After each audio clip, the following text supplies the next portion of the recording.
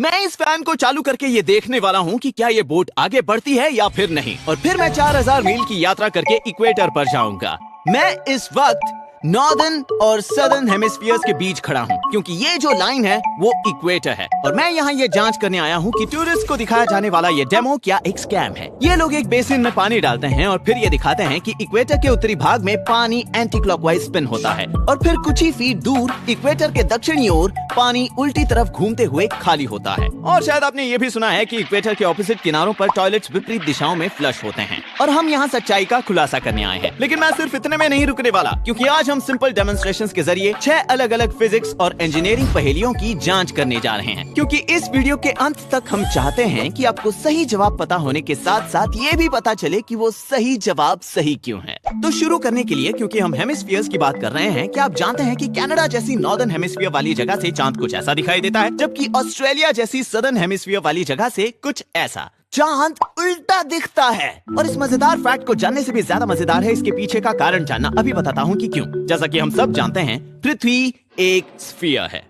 तो अगर आप नॉर्दर्न हेमिस्फीयर के नॉर्थ पोल पर खड़े सुपरमैन होते तो आप कुछ ऐसे दिखते, लेकिन अगर आप सदर्न हेमिस्फीयर के साउथ पोल पर खड़े थॉर होते तो आप ऐसे दिखते। अब हमें पता है कि मून पृथ्वी का कुछ इस तरीके से चक्कर लगाता है। अब मैं इस पर एक एरो बनाऊंगा ताकि हम इसके ओरिएंटेशन पर नजर रख पाएं। तो अब नॉर्थ पोल पर खड़े सुपरमैन के लिए ये एरो ऊपर की ओर पॉइंट कर रहा होगा, लेकिन साउथ पोल पर खड़े थॉर के लिए ये एरो नीचे की तरफ पॉइंट कर रहा होगा, उसके नजरिए से देखें तो। और मैं जानता हूँ कि आप क्या सोच रहे हैं। अगर ये सब सच है तो इक्वेटर पर खड़े स्पाइडरमैन के लिए ये एरो किस ओर पॉइंट कर रहा होगा? वेल, हमारे इस मॉडल के अनुसार स्पाइडरमैन को मून टेढ़ा दिखना चाहिए, और जैसा कि आप देख सकते हैं यहाँ इक्वेडोर में इक्वेटर के ठीक ऊपर मुझे बताते हुए खुशी हो रही है कि मून वाकई में टेढ़ा नजर आता है। अब साथ में से दूसरे फन फैक्ट के लिए, अगर आप कार्डबोर्ड पर इस तरह से 2 पिन्स लगा दें और फिर उन्हें एक रस्सी से जोड़ें तो इसे ट्रेस करने पर आपको मेरा मनपसंद ज्योमेट्रिक शेप मिलेगा, एक एलिप्स। लेकिन मैं इन पिन होल्स की एक बहुत ही खास बात बताना चाहता हूँ। इन्हें कहते हैं फोकस पॉइंट्स, और इन दोनों फोकस पॉइंट्स में से निकली कोई भी सीधी लाइन एलिप्स से टकराकर हमेशा दूसरे वाले फोकस पॉइंट पर ही जाकर रुकेगी। और ये रहा सबूत, क्योंकि मैंने एक फोकस पॉइंट पर लेजर पॉइंटर लगाया है और दूसरे पर वैक्स बॉल, और इस एलिप्स के अंदर की दीवार कांच की है। और आप देख सकते हैं कि मैं चाहे जहां भी लेजर घुमाऊं वो हमेशा रिफ्लेक्ट होकर सीधे वैक्स पर ही जा गिरेगा। और अब मैं बताता हूँ इससे भी ज्यादा कूल बात। अगर आप एलिप्स के आकार का एक बड़ा कमरा बनाएं और फिर उसके फोकस पॉइंट पर खड़े रहें तो दूसरे फोकस पॉइंट पर खड़े किसी इंसान का खुसफुसाना भी सुन सकते हैं, चाहे वो कई 100 फीट दूर क्यों ना हो, क्योंकि सभी साउंड वेव्स रिफ्लेक्ट होकर सीधे आपके कानों पर ही पड़ेंगी। इनफैक्ट इस तरह का कमरा वाकई में मौजूद है। इसे बनाया था जॉन क्विंसी एडम्स ने यूएस के कैपिटल बिल्डिंग में, और कहा जाता है कि वो अपने दुश्मनों की चालों का पहले ही पता लगा लेते थे जो कमरे के दूसरी तरफ उनके खिलाफ षड्यंत्र रचते। और अब क्योंकि आप इसके पीछे का विज्ञान जानते हैं, आप समझ सकते हैं कि जॉन क्विंसी एडम्स ने अपना डेस्क बाईं तरफ वाले फोकस पॉइंट पर क्यों रखा। अब आते हैं तीसरे नंबर पर। हम सब जानते हैं कि जब हम कार का एक्सेलरेटर जोर से दबाते हैं तो उसके अंदर का सामान पीछे की ओर सरक जाता है, और जब ब्रेक लगाते हैं तो सारा सामान आगे आता है, जिसमें आप भी शामिल हो। इसीलिए हमेशा सीट बेल्ट लगानी चाहिए। तो फिर ऐसा क्यों होता है कि किसी बर्थडे पार्टी में जाते समय जब मैं ब्रेक लगाता हूँ तो केक तो आगे आ जाता है, लेकिन बलून्स पीछे की ओर खिसक जाते हैं? चलो, केक तो आगे इसीलिए आया क्योंकि उसके ऊपर न्यूटन का पहला नियम लागू होता है, जो ये कहता है कि सभी चीजें आलसी होती हैं और वो अपनी जगह से तब तक नहीं हिलेंगी जब तक कोई बल उन्हें मजबूर ना करे। और न्यूटन का दूसरा नियम कहता है कि जितना ज्यादा आपका वजन होगा, आपको अपनी जगह से हिलाने के लिए उतनी ही ज्यादा बल की आवश्यकता होगी। लेकिन एक चीज है जो हम कभी कभी भूल जाते हैं, हमारे आसपास की हवा भी एक तरल है और उसमें भी मास है, उसमें भी कुछ वजन है। इसीलिए तो एयर प्रेशर का अस्तित्व है। हमारे ऊपर बहुत से एयर मॉलिक्यूल्स मौजूद हैं जिनका अपना थोड़ा सा वजन है। मान लीजिए कि हम हवा के ढेर के नीचे दबे हैं, इसीलिए जब आप पहाड़ चढ़ते हैं तो आपका चिप्स का पैकेट फूल जाता है। ऐसा इसलिए है क्योंकि ये हवा के ढेर के ऊपर चला गया है, और अब इसके ऊपर कम हवा है जो इस पर चारों तरफ से दबाव डालेगी। आपको सबूत चाहिए? तो ये रहा एक आसान सा एक्सपेरिमेंट, आपको ये दिखाने के लिए कि हवा का भी वजन होता है। जब मैं इस गुब्बारे को इस साइन पर फेंकता हूँ तो ये हिलता जरूर है, लेकिन गिरता नहीं। अब मैं उसी गुब्बारे को लेकर उसमें थोड़ी और हवा भरूंगा, बस। बाकी सब कुछ ठीक पहले की तरह ही है, लेकिन अब ये उस साइन को गिरा पाता है। तो इसका मतलब है कि हमने सिर्फ थोड़ी हवा डालकर इसका वजन बढ़ा दिया, क्योंकि न्यूटन के दूसरे नियम के अनुसार ही जो चीज जितनी ज्यादा वजनदार होगी उससे दूसरी चीजों को गिराना उतना ही ज्यादा आसान होगा। तो कार में जब आप ब्रेक्स दबाते हैं तो सिर्फ उसमें रखा भारी सामान ही आगे आना नहीं चाहता, बल्कि वो हवा भी आगे आना चाहती है, क्योंकि उसमें भी वजन है। तो मेरे ब्रेक्स दबाने पर कार की सारी हवा भी आगे आती है, और चूंकि वो हवा गुब्बारे की हीलियम गैस से ज्यादा डेंस है, हल्का गुब्बारा पीछे की ओर धकेला जाता है। और हम यही अपेक्षा करेंगे, है ना? हम कहते हैं कि हीलियम बलून हवा में तैरता है या फिर ये पिंग पोंग बॉल पानी में तैरती है। लेकिन असल में हो ये रहा है कि भारी और ज्यादा डेंस चीज, जो इस केस में पानी है, जबरदस्ती लाइन में आगे बढ़ता है, इस बेचारे पिंग पोंग बॉल को रास्ते में पीछे हटाते हुए। इनफैक्ट आप देख सकते हैं कि जब मैं इस जार को इस तरह रखता हूँ तो वही होता है जो कार में हुआ था। जब मैं इसे धक्का देता हूँ तब पानी पीछे आता है, जिससे पिंग पोंग बॉल आगे चली जाती है, और जब ये रुकता है पानी आगे जाकर पिंग पोंग बॉल को पीछे धक्का देता है। और अब नंबर 4 के लिए हम वापस इस बोर्ड पर आते हैं, ये जानने के लिए कि अगर ये सेल बोट हवा से चलते हैं तो फिर वो इस तरह का एक बड़ा फैन लगाकर इसे आगे धकेलने की कोशिश क्यों नहीं करते, कुछ इस तरीके से जिस तरह ये आदमी एक लीफ ब्लोअर और छाते का इस्तेमाल करके अपने स्केट बोर्ड पर घूम रहा है। चलिए इसे समझने के लिए एक फैन से जुड़े ट्रेन कार के सिंपल डेमो की मदद लें। जब मैं फैन चालू करता हूँ ये दाईं तरफ हवा फेंकता है, तो ट्रेन किस तरफ जाएगी? ये बेशक बाईं ओर ही जाएगी, क्योंकि फैन हवा को पीछे धकेलता है, जिससे ट्रेन पर एक विपरीत बल पड़ता है जो फैन के द्वारा लगाए गए बल के बराबर होता है। जिस तरह एक विमान का प्रोपेलर हवा को पीछे धक्का देता है ताकि विमान आगे बढ़ सके। ये मेरे स्केट बोर्ड पर खड़े होने से अलग नहीं है। जब मैं तरबूजों को बाईं ओर धक्का देता हूँ तो वे मुझे पीछे धकेलते हैं और मैं दाहिनी तरफ लुढ़क जाता हूँ। फिर से तो अब चलिए यहाँ एक ईंट रख देते हैं ताकि ये कार हिल ना पाए, और फिर एक दूसरी कार जिस पर सेल होगी। अब जब मैं फैन ऑन करूंगा तो ये किस तरफ जाएगा? बेशक दाहिने तरफ, क्योंकि तेज बहती हुई हवा सेल से टकराती है, जैसे इसे ढेर सारे छोटे छोटे तरबूज धक्का दे रहे हों। तो अब अगर हम ईंट हटा दें और ये कार बाईं तरफ जाना चाहती है और ये दाहिने तरफ, तो क्या होगा अगर हम इन दोनों को जोड़ लें?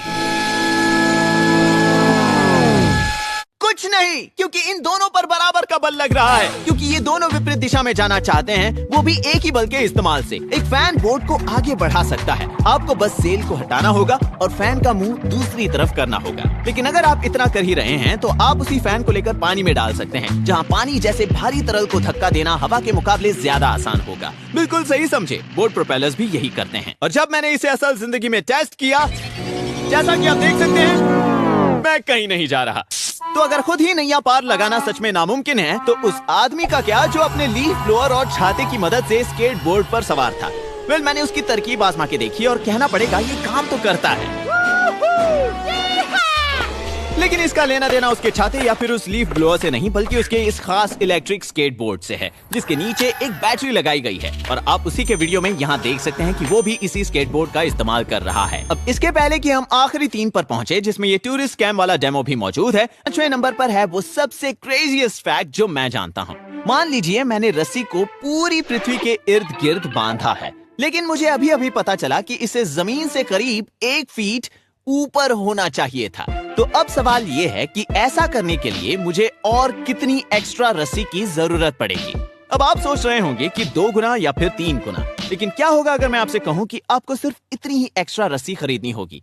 Exactly 6.28 feet. जरा सोचिए, इस बारे में पृथ्वी का सर्कमफेरेंस 131 मिलियन फीट है, और आपको सिर्फ इतनी ही रस्सी और चाहिए होगी इसे जमीन से 1 फीट ऊपर उठाकर पूरी पृथ्वी को बांधने के लिए। और हैरानी की बात तो ये है कि अगर हम ऐसा एक बास्केटबॉल के साथ करें तो भी हमें उतनी ही एक्स्ट्रा रस्सी लगेगी। और इसके पीछे का मैथ 8th स्टैंडर्ड के अलजेब्रा जितना ही सरल है। यहाँ जैसे कि आप देख सकते हैं, दोनों साइड का रेडियस कैंसिल हो जाता है। इससे कोई फर्क नहीं पड़ता कि आप कौन से साइज का सर्कल ले रहे हैं, आपको जवाब हमेशा 2 पाई ही मिलेगा, यानी ठीक 6.28 फीट लंबी रस्सी। लेकिन अगर आपको मैथ नहीं पसंद तो चिंता मत करो, क्योंकि अगर आप पृथ्वी को एक स्क्वायर समझें तो सारी बात क्लियर हो जाएगी। ऑब्जेक्ट किस साइज का हो इससे कोई फर्क नहीं पड़ता। तो अगर मैंने शुरुआत इस रस्सी से की और फिर उसे 1 मीटर हवा में उठा लिया, तो हर कोने में मुझे सिर्फ 2 फीट एक्स्ट्रा रस्सी की जरूरत पड़ेगी, यानी कुल मिलाकर 8 फीट। और अगर आप ये बास्केटबॉल वाला एक्सपेरिमेंट अपने टीवी पर करें तो भी आपको यही रिजल्ट मिलेगा। 8 एक्स्ट्रा फीट रेक्टेंगल के लिए, जो एक सर्कल के लिए जरूरी एक्स्ट्रा 6.2 फीट के बहुत करीब है। नंबर 6 पर एक किक स्टार्ट प्रोडक्ट है जो कुछ सालों पहले आया था, और इसका दावा है कि ये भारी बैग के झटकों को 86% से कम करता है। बैग्स के भविष्य में आपका स्वागत है।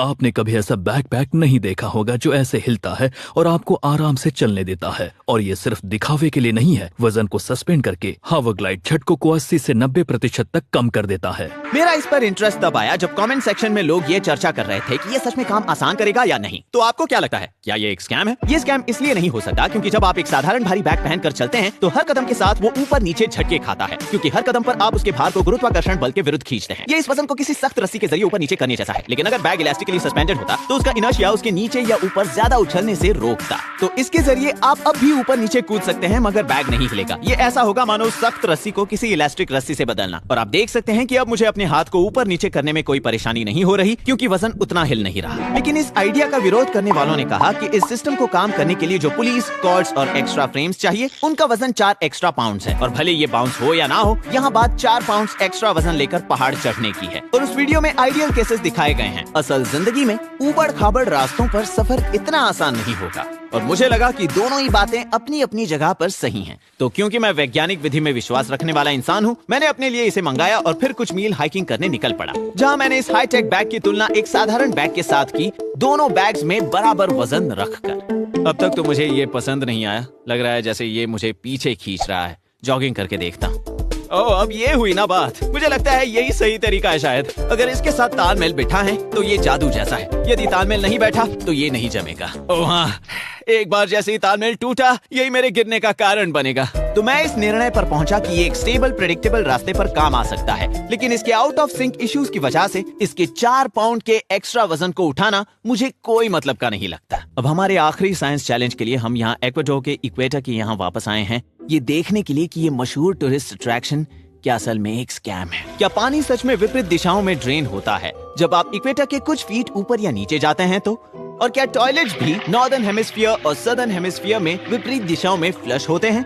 टॉयलेट्स के मामले में आइए मैं पहले इस मिथक को झूठा साबित कर दूं।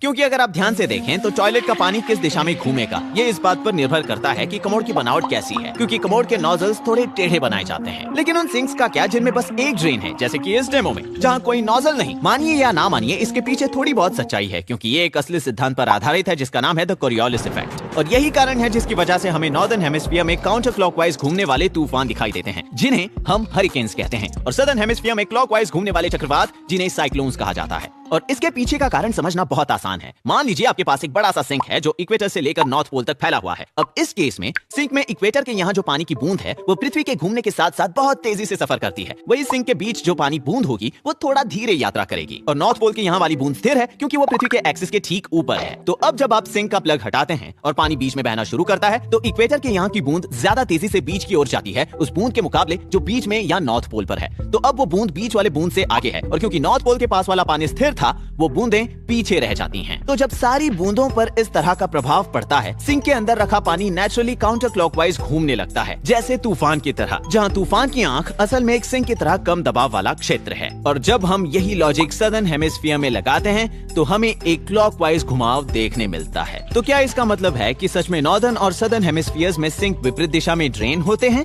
वेल, दुख की बात नहीं है, क्योंकि कोरियोलिस इफेक्ट सिर्फ तभी देखने मिलता है जब आप इक्वेटर के बहुत ज्यादा ऊपर या नीचे हों। इसलिए जब तक आपके पास 5 मील चौड़ा सिंक न हो, या यदि आप सबसे उत्तम परिस्थितियां नहीं बनाते हैं, जैसा कि मेरे दोस्त डेस्टिन और डेरिक यहाँ दिखा रहे हैं। पृथ्वी के घूमने के कारण पानी क्लॉकवाइज बह रहा है। चूंकि मैं नॉर्थन हेमिस्फीयर में हूँ, पानी घड़ी की विपरीत दिशा में बह रहा है। ये असली है। ये प्रभाव सिंक और टॉयलेट्स के पानी की दिशाओं पर कोई प्रभाव डालने के लिए बहुत छोटा है।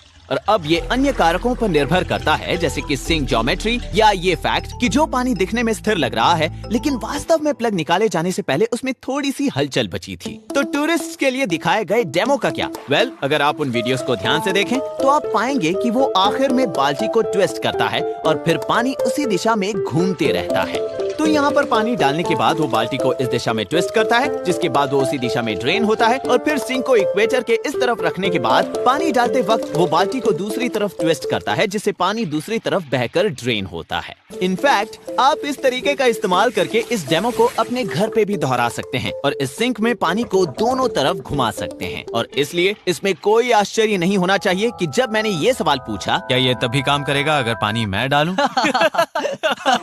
तो मुझे इसे टेस्ट करके देखने का मौका नहीं दिया गया। और तो और इस सब के ऊपर एक और बहुत ही जरूरी बात, अगर आप इस जगह के असली जीपीएस कोऑर्डिनेट्स निकालें तो आप पाएंगे कि ये असली इक्वेटर से एक फुटबॉल के मैदान से भी ज्यादा दूर है। मतलब हम वास्तव में सदर्न हेमिस्फीयर में ही थे।